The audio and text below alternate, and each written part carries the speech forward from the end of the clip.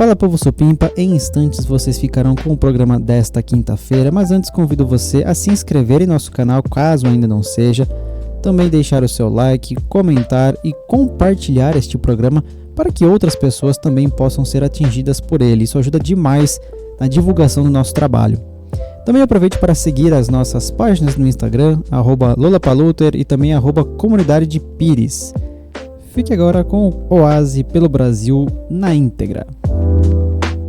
Então vamos receber a Solange conosco nessa tarde.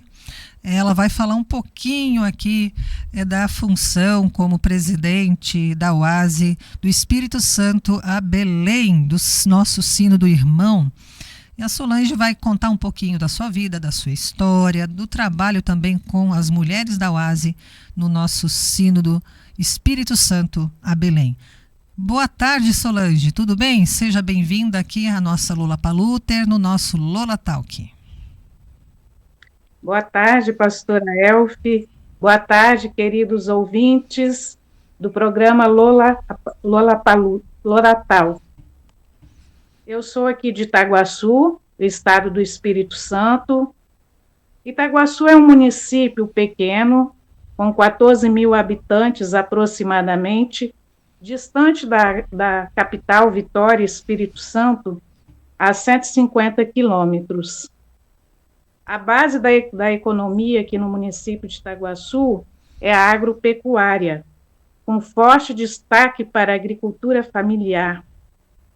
Itaguaçu é o maior produtor de café conilão aqui dessa região. Destaca-se também o cultivo das frutas, principalmente a banana, o mamão e o coco, mas ultimamente a banana tem se destacado aqui, a produção de banana na região. Possui também a estação de rochas ornamentais, como granito, e as pequenas indústrias. E eu moro aqui na zona rural do município de Itaguaçu, numa localidade chamada Beira Rio. E Beira Rio é uma região de pequenos agricultores. E foi nessa localidade que eu nasci, cresci, casei e também desempenhei toda a minha vida profissional. Fui professora, ingressei na escola aos 7 anos, aí nós tínhamos que caminhar aproximadamente 5 quilômetros a pé até chegar na Vila de Palmeira para poder estudar. Ali, então, eu estudei durante 8 anos, depois passei, então, para a escola Eurico Salles, que ficava no município de Itaguaçu, a 24 quilômetros da localidade em que eu morava. E, na época, era bem difícil, porque as rodovias, elas não eram pavimentadas. Era chão batido mesmo, então chegávamos na escola empoeiradas, todas essas dificuldades que tínhamos que enfrentar durante a trajetória.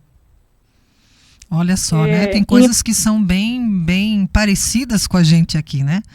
Nós também estamos aqui num contexto rural, o bairro dos Pires aqui é uma zona rural da cidade de Limeira, embora fique pertinho do centro, né? São 5, 6 quilômetros por aí, mas aqui também o pessoal se identifica com a tua história também, né? De ter que caminhar para ir para a escola, de ter que às vezes levar o sapato debaixo do braço, lavar o pé depois, né? Poder ir para a escola, para a igreja.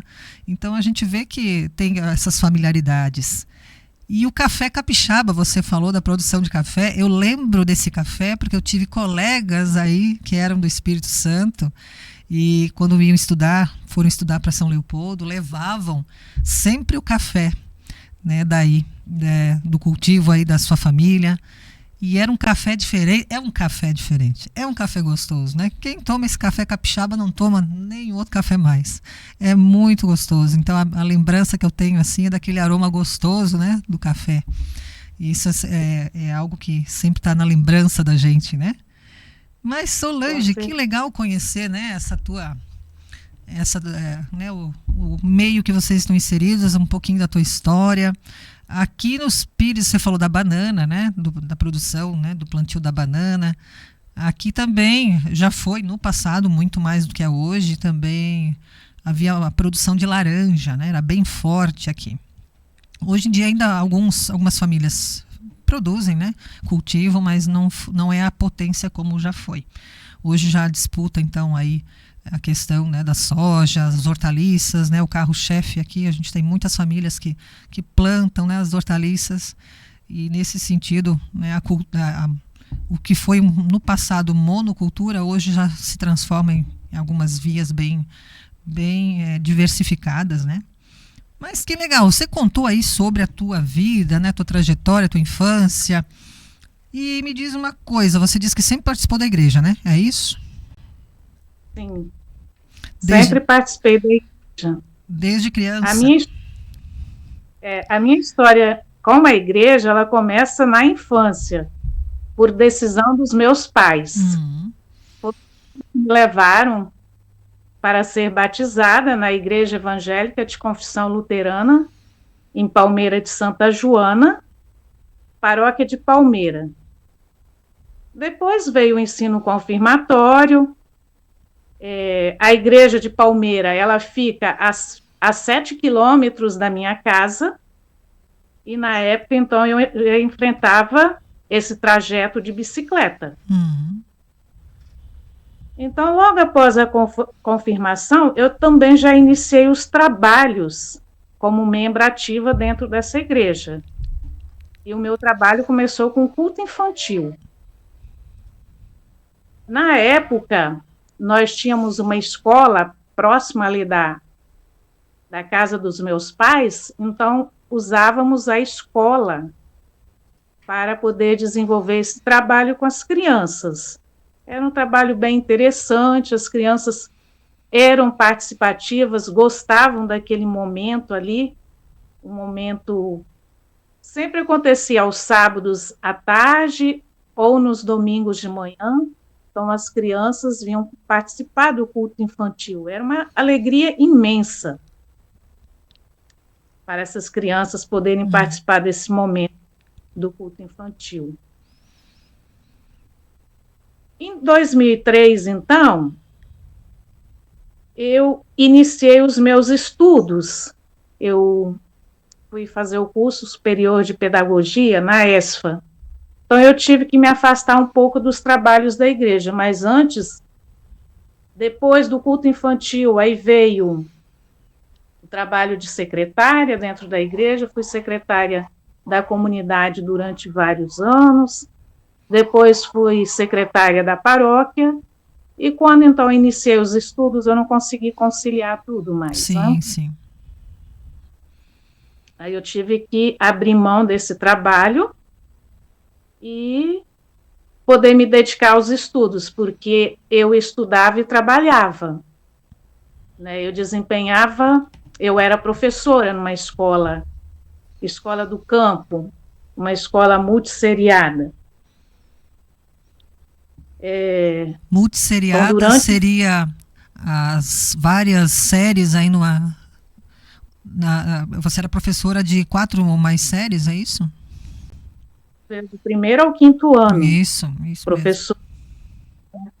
Era comum em áreas rurais, né? Sim. Hoje, algumas localidades ainda possuem essas escolas multisseriadas.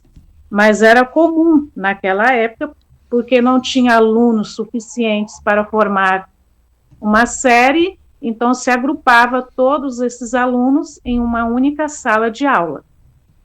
E, além disso, a professora, ela desempenhava também o papel de faxineira da escola, de merendeira da escola, e eram muitos desafios. Garantir a aprendizagem dessas crianças e também proporcionar para elas um ambiente limpinho, uma merenda gostosa. O que era interessante ali, né, dentro dessa função da professora, que ela era a faxineira, a cozinheira, enfim, Eu lembro, na minha infância, eu tive algumas professoras que colocavam a gente para fazer alguns trabalhos que em casa a gente não fazia. A gente fugia dos serviços em casa. Então ela dizia, olha, eu vou fazer a merenda e tal turma agora, por exemplo, né, a terceira série vai lavar a louça depois, vai organizar a cozinha, a segunda série vai varrer a sala no final da aula, né? E a quarta série vai limpar os banheiros para deixar a escola limpinha para amanhã. Então ela tinha essa divisão de tarefas, né? E a gente fazia, né? Com uma alegria enorme, mas em casa era um sofrimento. Em casa a gente não fazia, só fazia isso na escola. É curioso, né? Mas era muito gostoso nesse sentido, assim. E se a gente pensa, né, uma sala de aula ali com 4 turmas na minha época, né, de primeira a quarta série, e a professora ali tendo que atender cada série em específico, né, na sua, né, na matéria que estava, enfim, né, no assunto que estava ali. Às vezes era português lá na segunda série, a matemática na quarta série. Então era um desafio bem grande, né? Os desafios eram imensos, mas a gente dava conta. Isso aí. Hoje eu não sei como isso funciona, porque não podemos mais colocar crianças para lavar, limpar a escola, desempenhar essas funções, né? Hoje está tudo diferente, né? Tem a questão, né, do trabalho infantil, enfim, né? O estatuto do ECA, enfim, claro, se justifica, mas na época era um tempo diferente, no qual não tinha outro recurso, né? Então as escolas isoladas ficavam em localidades distantes, não tinha essa preocupação das prefeituras enviar, né, funcionários para ali, para a área rural, e a professora fazia, mas também dividia a tarefa entre os alunos. E hoje, com certeza, isso não existe, né? Nós já temos nas escolas aí os funcionários terceirizados, enfim, né, que fazem essa função. Mas foi um tempo bom de aprendizado. Eu digo assim que muita coisa, né, que a gente lembra hoje, assim, né, é bem gostoso, né? Um processo também de crescimento, né, de valorização do espaço, conservação do espaço da escola. A gente sabia o quanto que era ruim de limpar, então evitava sujar, entre outras coisas, né? E era bem gostoso, assim, essa consciência, né? Embora crianças, mas a gente tinha esse modo de pensar também, né? Vamos cuidar, porque daí a gente não precisa limpar tanto tempo, né? Vamos facilitar, então as coisas eram combinadas dessa forma. Mas, Solange, além da tua dedicação à igreja hoje, né? O que mais preenche o teu tempo agora, né? O teu coração, o teu dia a dia, o que você gosta de fazer? Pode ser na igreja ou fora dela, né? Qual é a atividade que preenche o teu coração? Olha, hoje eu estou aposentada já desde 2016. Hoje existem várias coisas que preenchem o meu coração. Eu estou envolvida em trabalhos de associação. Nós temos uma pequena associação aqui de produtores rurais. Eu participo dessa associação. Também já participei do MPA, Movimento de Pequenos Agricultores, em defesa dos objetivos da população do campo. Olha que bacana. Gosto de ler. Essa área da saúde, acho bem interessante, então procuro me aperfeiçoar. Tenho a minha horta orgânica, eu cuido das minhas plantinhas. Tenho o meu jardim também, cuido do meu jardim. E os momentos familiares, gosto de participar das festas comunitárias, estar envolvida também nesses trabalhos comunitários como o ASE. A gente sempre está nas cozinhas, ajudando nos preparativos das festas. Nesses dias vocês tiveram uma festa aí, você disse que estava envolvida para fazer as tortas, as coisas todas, né? Como é que foi? Conta um pouquinho para nós, a gente é curioso aqui. Foi muito interessante, porque aí nos mobilizamos, envolvemos as pessoas, esse ambiente então surgem conversas, surgem boas risadas, né? Compartilhamento também de momentos de dificuldades, momentos alegres. tudo isso faz parte desse ambiente onde várias pessoas se envolvem Sim. para que a festa aconteça. São momentos bons, cansativos, mas que também nos revigoram, nos dão força, nos dão energia para poder continuar. E, como você falou, né, sempre a oase está presente, né, nesses momentos, né, na organização, enfim, né? E a gente vê que não muda muito, né? Muda o sínodo, muda a comunidade, mas a dinâmica do grupo sempre é a mesma, né? Então as mulheres sempre estão à frente, sempre estão ajudando, né? A organizar, enfim, algum evento, estão na cozinha, né? E nesse sentido a gente vê o trabalho também das mulheres, né? E agora, conta um pouquinho da tua trajetória dentro da oase até chegar agora à presidência da oase sinodal aí do Espírito Santo a Belém. Como é que foi essa tua caminhada com a oase? Você falou que teve um tempo que você não participou muito pela questão dos estudos, né? Mas depois você retorna. E como foi o teu início no grupo da oase e a tua trajetória até agora? Olha, essa é uma história bem interessante. Eu acabei me envolvendo com a oase sutilmente, sem perceber. Sempre começa assim.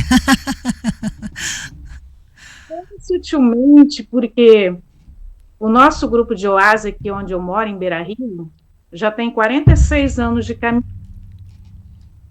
E para mim olhar para trás e ver essa trajetória é motivo de imensa gratidão e também de imensa alegria.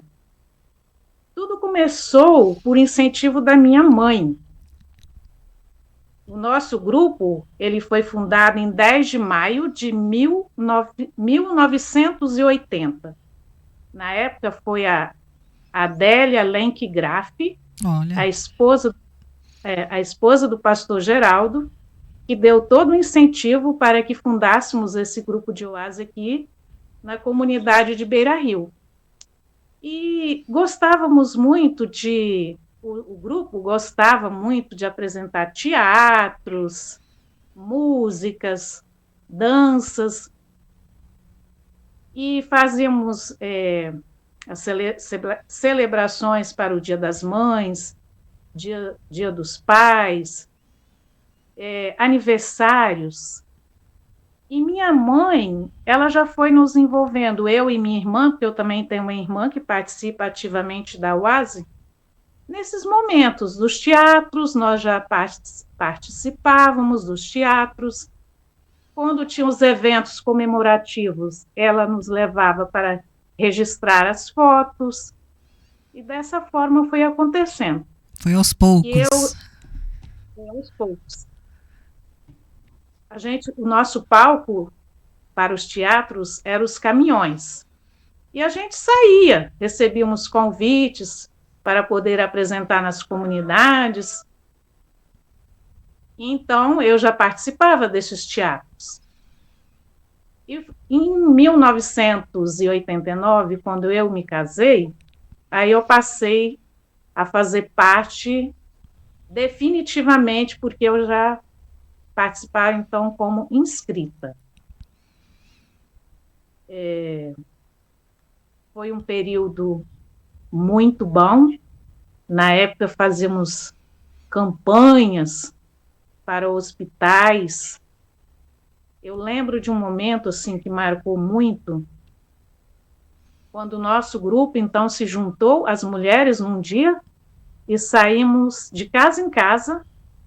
Como a nossa região o café predomina, então nós saímos para fazer pedido, então, de doação de café para poder comprar um gerador para o hospital do município de Itaguaçu. Olha só. Que bonita essa ação, hein? Olha só que força, né, que tem uma campanha dessa, né? Com certeza. E no Espírito Santo, as mulheres elas fazem muito esse tipo de campanhas. Recentemente, agora foi feito pelos grupos de oase da UP Santa Maria, uma campanha em prol do Albergue Martim Lutero. E o albergue é uma casa que recebe pessoas, principalmente do interior, que fazem tratamento de câncer na cidade de Vitória. Então, o albergue acolhe essas pessoas, essas famílias também que acompanham os doentes, né? Elas ficam aí no albergue. E também temos aqui campanhas em prol da ADL, que é a Associação Diacônica Luterana. A UASE, inclusive, é madrinha da ADL aqui no Espírito Santo. Fazemos campanha também para a ADL. Há quanto tempo você caminha junto ao UASE e o que te encantou nesse grupo de mulheres desde o início e fez com que você decidisse dedicar tanto tempo e energia a esse trabalho? Já caminho com a UASE mais de 40 anos, desde 1989 como inscrita. E, assim, o que me encantou, a energia boa desse grupo de mulheres. Os momentos de alegria, os momentos de estudos, diferentes temas da atualidade que abordamos em nossos encontros de OASE, as dinâmicas utilizadas pelo grupo, o envolvimento, as orações. Então, são vários os momentos de muita alegria dentro do grupo e vale a pena mesmo estar nesse grupo. É um grupo onde existe uma energia muito boa. Sim. Eu já continuo nessa pergunta com outra pergunta, né? Muitas vezes vemos a UASE como um grupo de união e de apoio mútuo.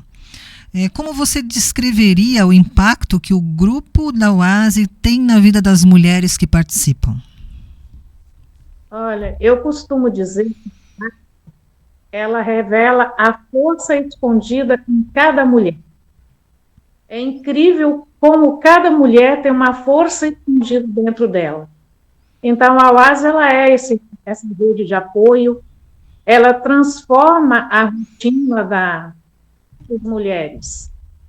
Na UASE, as mulheres, elas florescem, elas perdem a timidez, têm voz e têm vez. É gratificante ver como essas mulheres vão florescendo e vão se descobrindo como mulher. Descobrir que elas são capazes, que podem ali recuperar também sua autoestima. Quando uma mulher passa por um momento difícil, seja assim na saúde, ou um momento difícil na família, ou até no matrimônio, então é gratificante você ouvir o depoimento de mulheres que chegam para você e falam: olha, a UASE me salvou. A UASE me deu novamente a alegria de viver. Saber que tem alguém para te ouvir, para chorar com você, para orar com você, e por você se sentir abraçada, valorizada. Saber que você não está sozinha nessa caminhada. Então, na UASE, nós encontramos esse alimento emocional. A UASE também traz um empoderamento para a mulher. O fortalecimento através da equipe, o sentimento de pertença. Ele pertence a um grupo real, né? Porque hoje nós temos muito tipos, e a UASE não. A UASE é um grupo real. Isso a gente percebe, né? Com as outras presidentes também é perceptível isso nessas conversas, onde elas dizem que é o momento que a mulher tem, onde ela pode ser ela, onde ela pode ter voz e vez, né? Onde ela pode partilhar a sua vida, tanto as coisas alegres, mas também aquelas que preocupam, né? Que trazem um pesar.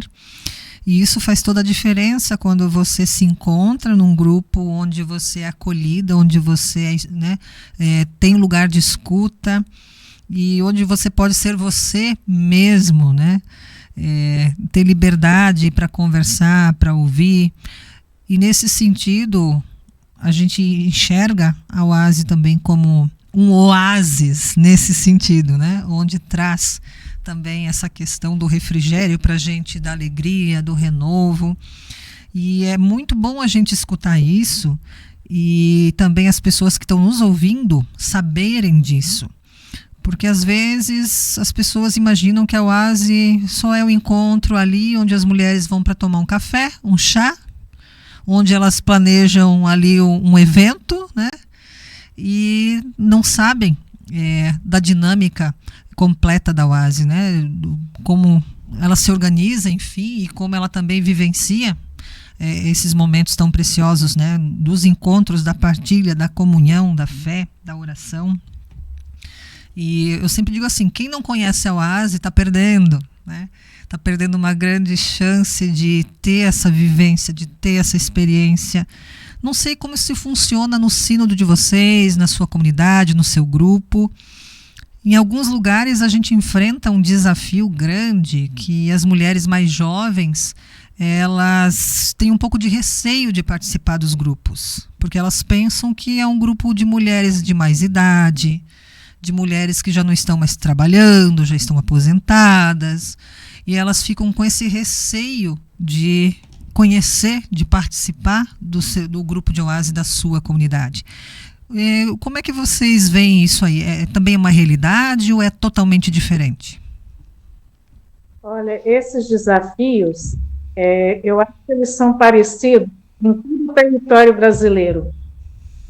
Nos 18 sínodos do nosso Brasil, nós temos esses desafios, que é conectar as diferentes gerações de mulheres. Mulheres jovens, né? As mães que trabalham fora, mulheres com a rotina muito acelerada, por horários e horários flexíveis também, mostrar que a Oase ela não é um grupo exclusivo só para terceira idade. Então, a gente precisa estar tendo um olhar diferenciado também para essas mulheres que têm essa rotina de trabalho intensa ainda ultimamente. E como é que a gente consegue... fica um desafio para nós a nível nacional, né? Não sei o que a Oase Nacional trabalha nesse sentido, o que ela tem planejado agora, né, para esses próximos anos, mas como é que a gente trabalha essa questão com as mulheres mais jovens? Como é que a gente estreita esses laços, né, entre mulheres de diferentes idades para dentro da Oase? E às vezes a gente se pergunta, será que é o nosso método? É isso mesmo que a gente está mostrando para as outras mulheres, né? Ou a gente se fecha? O que está acontecendo, né? São várias as perguntas que aqui a gente convida, não cansa de convidar, vai convidando, né? E é bem difícil que a gente tenha mulheres mais jovens no grupo da Oase. Embora aqui nós tenhamos mulheres jovens ainda, né? Um contexto um pouco diferente. Mas nós temos mulheres mais jovens ainda. E essas, então, parece que tem um receio. Você fala, convida, faz o convite e elas dão aquela olhadinha assim, e, né, ficam pensativas, mas acabam não participando de um primeiro encontro. E eu vejo que a gente ainda tem... essa barreira para vencer. A gente precisa descobrir como trabalhar isso dentro dos nossos grupos e como atrair essas mulheres, cativar essas mulheres, enfim, né? Eu acho que é um desafio, como você falou, né, de sul a norte. É algo que todos os grupos, né, dos sínodos, eles enfrentam. E quem sabe a gente começa a olhar, né, nessa questão com um pouquinho mais de dedicação a nível nacional, pela simples questão, né, de ser urgente também dentro da missão com as nossas mulheres, né, continuidade dos nossos grupos. E a gente fica perguntando assim, né? O que fazer, como fazer, né? Uma nova estratégia, enfim. O que nós temos pela frente agora como resposta, né? Para essa questão de incluir mulheres, de convidar, de ser atrativo para as mulheres de outras idades. Mas falando de grupos, mais ou menos a tua paróquia, quantos grupos de oase tem? A paróquia de Palmeira de Santa Joana, nós temos 7 grupos de oase. A minha comunidade, a cidade de Palmeira, temos 3 grupos. O grupo de oase em Beira Rio, o grupo de oase Barra da Preguiçosa e o grupo de Palmeira mesmo. Nós temos uma localidade aqui chamada Barra da Preguiçosa. Uhum. E ali, então, mas que de preguiçosa essas mulheres não tem têm nada. Olha aí. Um nome bem curioso, né? Olha aí, que legal. Devido a uma cobra que existia muita espécie na região, existiam essas cobras, né? Chamada preguiçosa. Aí o nome ficou Barra da Preguiçosa. Olha aí. Original da cobra, né? Sim. E no sínodo, quantos grupos ao total? Não sei se você pode nos passar, mais ou menos, assim, quantos grupos o sínodo Espírito Santo a Belém tem hoje de grupos de oase? No sínodo Espírito Santo, nós temos aproximadamente 80 a 88 grupos de oase e aproximadamente 1.000 mulheres. Olha. De diferentes idades. Nós temos desde as pioneiras, que vêm de muitos anos de caminhada, temos também as mulheres jovens e os grupos em formação. São aqueles grupos aí em que elas se encontram ainda como grupo de mulheres, sim, mas que já procuram, então, para poder participar dos nossos seminários, para ter conhecimento de como é o trabalho como oase. Que legal. E como é que vocês fazem para se reunir a nível de sínodo? É reunião online? É presencial? Como vocês fazem aí a reunião com as presidentes dos grupos? Nós, como diretoria sinodal, a gente se reúne bimestralmente e presencial. Presencial. Como a não é muito grande entre a diretoria, então nós fazemos essas reuniões de planejamento de 2 em 2 meses, ou na comunidade de Palmeira, ou na paróquia de Colatina, ou na paróquia de Criciúma, juntos com os pastores orientadores teológicos, que também fazem parte das nossas reuniões, e nós temos um planejamento coletivo, que acontece todos os anos no primeiro sábado de outubro, onde participam as coordenadoras das uniões paroquiais, junto com a diretoria sinodal da oase. Bacana. Aqui nós temos no início do ano, em março, essa reunião, né, com as coordenadoras. Então, cada sínodo, né, tem a sua vivência. E sínodo do Espírito Santo a Belém. Quantos estados fazem parte desse sínodo? Só para quem está ouvindo ter uma ideia.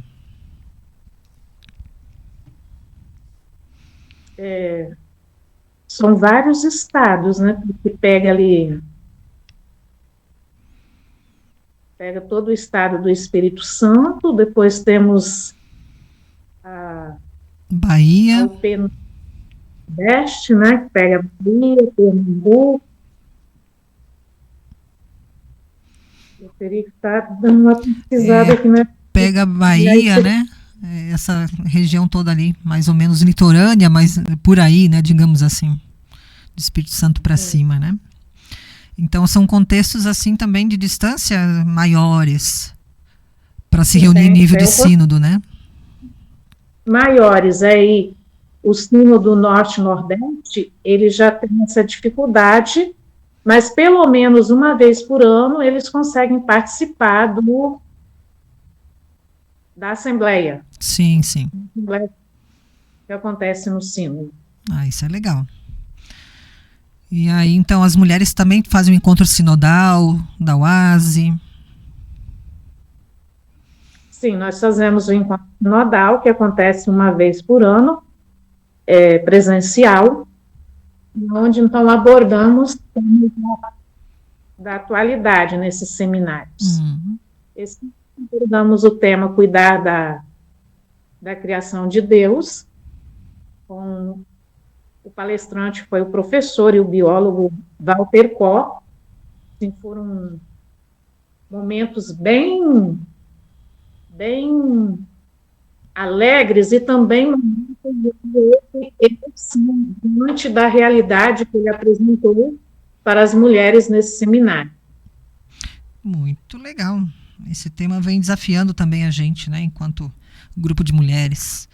Pois bem, vamos lá. Assumir a presidência da UASE, do Sínodo, é um passo grande. Quando você recebeu esse chamado para liderar, o que passou pela sua cabeça e o que te deu coragem para aceitar? Olha, assumir a presidência, para ser bem sincera, passou um misto de sentimentos na minha cabeça. O medo, frio na barriga, a preocupação, acho que eu não vou dar conta, é muita responsabilidade, mas sempre tem algo que nos envolve e nos dá coragem.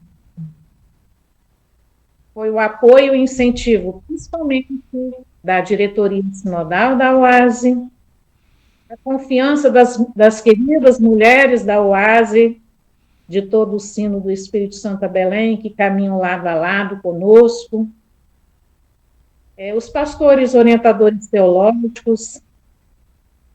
Foi isso tudo que me moveu a dizer o sim. E também a confiança de saber que não se está sozinha. Deus caminha à frente. Deus nos dá as orientações. As irmãs lado a lado. E eu sei que eu posso contar com elas como irmãs de fé e, acima de tudo, a graça de Deus em cada decisão. Agora, me trouxe preocupações, fiquei umas noites sem dormir. Com certeza, né? Sempre dá um frio imenso aí na barriga, com ela vem a preocupação, né? Mas, olha, é isso mesmo, né? Imagino que você tenha ficado surpreendida também com a indicação do seu nome. A gente conversou já com as outras presidentes aí, elas disseram, nossa, né, o meu nome surgiu e, enfim, né, tô aqui, né, com a ajuda de Deus e com o amor que eu tenho, né, pela igreja, pela UASE, e a gente caminha com a diretoria em conjunto, né? Que é isso, falando em diretoria, a gente já falou um pouquinho dos desafios, talvez o desafio que a gente apontou, né, a nível nacional, não só do sínodo de vocês, mas dos 18 sínodos, seja essa aproximação, né, incluir mulheres mais jovens nos grupos. E falando nisso, quais são as expectativas ou metas principais para agora essa diretoria da UASE Sinodal? Existe algum projeto, algum sonho que vocês, né, gostariam de ver florescer durante o mandato de vocês? Sim. Anos atrás, eu participei do PAMI como presidente da UASE Sinodal, e nesse PAMI foi distribuído um material para que nós distribuíssemos entre as mulheres, que foi o folheto institucional e o convite. Esse folheto para as mulheres, quem somos nós como grupo de UASE, o que nós fazemos. Então, o objetivo era estar para que mais mulheres se juntar a nós. Acho que já começamos a colher frutos, porque conseguimos com que novas mulheres, então, entrassem também na Oase, e também fortalecer a união entre os grupos das nossas comunidades, né? Queremos que a Oase seja cada vez mais vibrante, queremos que a Oase seja cada vez mais acolhedora, sintonizada com os desafios da mulher, isso com objetivos em meta, seja onde é que ela esteve, no campo ou na cidade, porque nós também temos realidades aqui. Embora a maioria seja do campo, mas também nós temos a UP Vitória, onde é uma realidade de cidade. Uhum. Nós estamos visitando esses grupos, participando dos seminários da UP, sempre alguém da diretoria se presente no seminário. Então, nós temos 6 UPs, né, que é a UP Guandu, da qual eu faço parte, UP Santa Maria, UP Mata Fria, UP Bucu, UP Grande Vitória. Então, sempre alguém da diretoria se faz presente num seminário idiocultural dessas UPs, né, das uniões paroquiais. É importante as mulheres perceberem que elas não caminham sozinhas, que a diretoria está ali para dar o apoio, caminhar lado a lado com as paróquias, com as comunidades, garantindo, né, que o nosso testemunho serviço transforme a vida, espalhe o mais suave perfume de Cristo em todo o sino do Espírito Santo. Amém. Isso aí, muito bom. Olha só, o nosso bate-papo está rendendo, né? A gente está se encaminhando já para o final. E eu queria que você pudesse agora deixar uma mensagem motivadora, né, para as mulheres que nos ouvem. Talvez muitas delas já participaram da Oase, outras estão ainda naquele temor, não sabe se participam. E que mensagem você gostaria de deixar sobre a importância de estarmos juntas, servindo e mantendo viva a chama da fé e da comunidade? Para encerrar, então, esse momento de bate-papo, eu quero deixar uma mensagem de coração para coração, de um coração que pulsa pela Oase, para cada mulher que está ouvindo, para cada ouvinte que está nesse momento aqui conosco. Estar juntas é a nossa maior força. O mundo, muitas vezes, tenta nos isolar, mas é na comunhão, caminhando lado a lado, que nós nos fortalecemos. Servir a Oase, servir a Deus através da Oase, é uma alegria que nos renova. E possamos nos fortalecer cada dia, no dia a dia.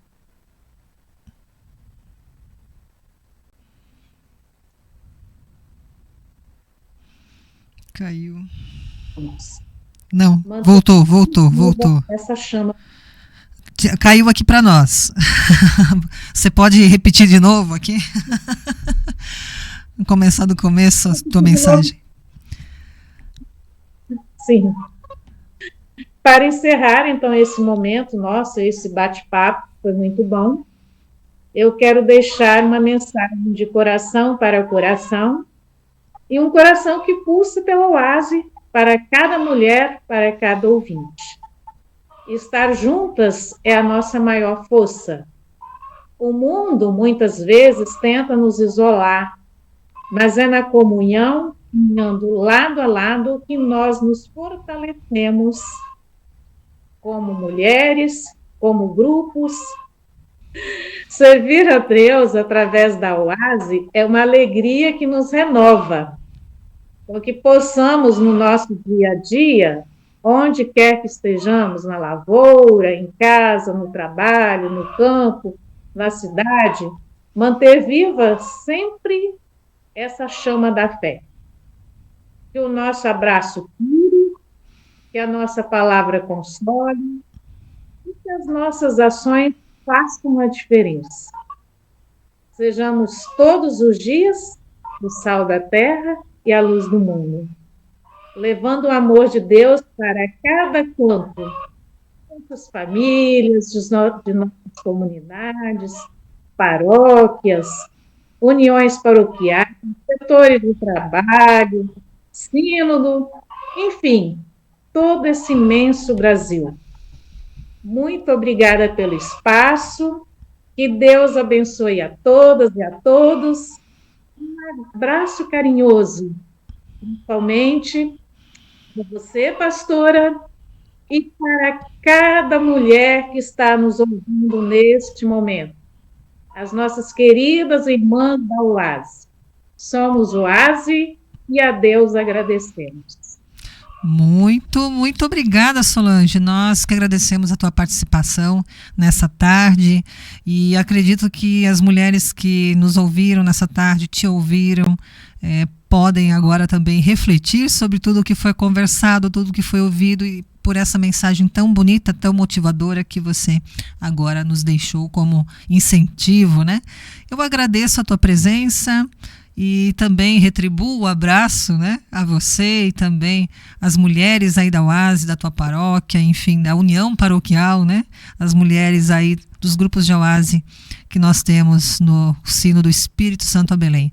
Que Deus também sempre abençoe o trabalho, o servir, né, a comunhão de vocês e que possamos nos rever em breve, né, a gente pôde se ver um pouquinho aí no nosso encontro que foi em Campinas, agora aqui no nosso sínodo, né?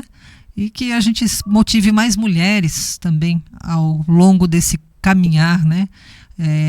De apoio mútuo, enfim, de acolhida, e que a UASE seja um espaço sempre de renovo, de grande alegria para vocês aí no vosso sínodo, assim como todas aquelas que nos ouvem nessa tarde. Grande abraço, eu agradeço em nome aqui da nossa comunidade, dos Pires, em nome também da nossa rádio, da Lula Paluter. E um grande abraço para você, Solange. Muito obrigada. Deus te abençoe nessa tua empreitada junto à diretoria da UASE Sinodal. Grande abraço.